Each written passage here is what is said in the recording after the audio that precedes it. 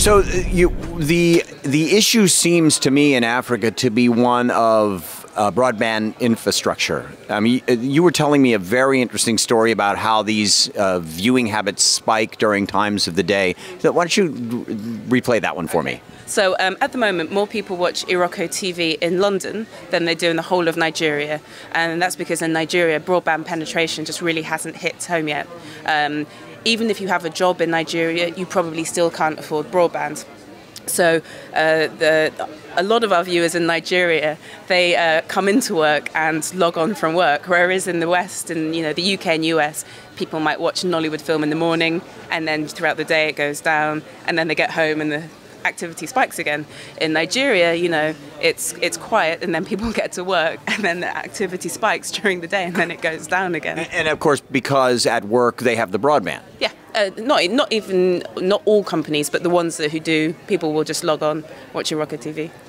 So it's an easy to get because it's on the internet for anyone to go to irokotv.com and see these films. Absolutely. It's not geotagged at all. So we have about 5,000 movies online. We have a small element of the website is subscription, because the quality of the movies is getting better and better, which means the online licenses became more expensive. So the brand new movies that come out, they go behind a paywall, Iroko TV Plus, and that's about $5 a month. And that's the best of the site, but most of it is still free.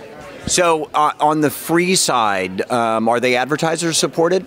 We started out 100% advertised revenue, but it's not a way to build a business. I think in this day and age, you have to have a number of ways to monetize your content. So yes, it's ad supported as well as a subscription, but we also have a number of licenses. So we've started selling licenses to airlines as well, for example, and to some TV channels.